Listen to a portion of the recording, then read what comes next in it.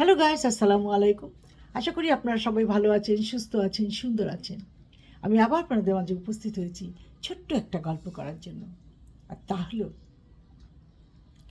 মনের মতন মন না হলে ঘর বাঁধা যায় না। কথাগুলো যদি ভালো লেগে থাকে সাবস্ক্রাইব করে বেল বাটন টিপে দিন, বেশি বেশি শেয়ার করুন। দীর্ঘদিন প্রেম করেছে, দীর্ঘ বছর প্রেম করেছে, ধৈর্য ধরেছে, কিন্তু মনের মতন মন পায়নি। তারা ঘর বেঁধেছে, ঘরটা টিকে নাই। বাবা মা ছেড়ে দিয়েছে, তোমাদের যা খুশি তাই করো। এক পর্যায়ে ছেলেটা ছোট্ট একটা চাকরি পায়, কিন্তু বউয়ের চাহিদা মেটাতে পারে না। বউ এটা চায় সেটা চায়, বাইরে খেতে যেতে চায়, বাইরে ঘুরতে যেতে চায়। সাধ্য আছে, মানে স্বাদ আছে, কিন্তু সাধ্য নেই। কি করবে? স্বামী এক পর্যায়ে বিরক্ত হয়ে যায়, বলল, তোমার জন্য কি চুরি ডাকাতি করব? তোমার জন্য কি আমি পথে পথে ঘুরে ঘুরে ভিক্ষা করে বেড়াবো? কেন তোমার এত চাই চাই? কই, যখন প্রেম করছিলে তখন তো বলনি তোমার এটা চাই, ওটা চাই, সেটা চাই।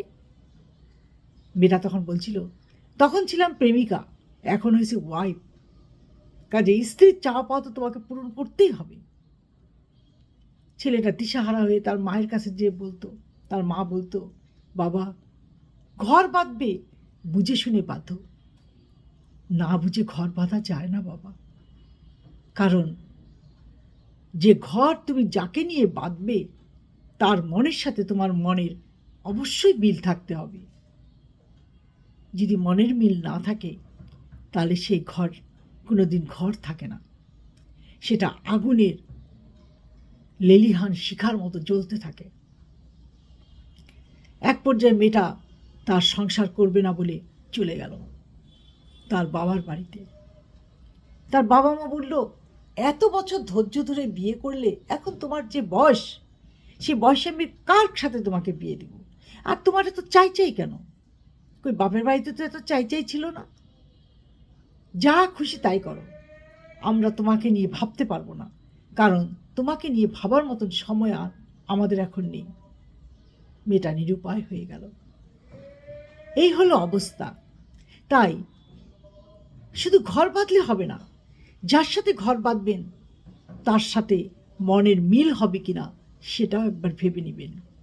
যদি মনের মিল না হয় তাহলে সে ঘর কিন্তু বাঁধা যায় না। ঘর বাঁধার মতন বাঁধতে হলে মনের মিল থাকতে হবে, স্বামী স্ত্রীর মধ্যে সমঝোতা থাকতে হবে, ভালোবাসা থাকতে হবে, ভালো লাগা থাকতে হবে, সন্দেহ করা যাবে না, তবেই তো সেটাকে ঘর বলবো। আজ এই পর্যন্ত। ভালো থাকেন, সুস্থ থাকেন, আল্লাহ হাফেজ।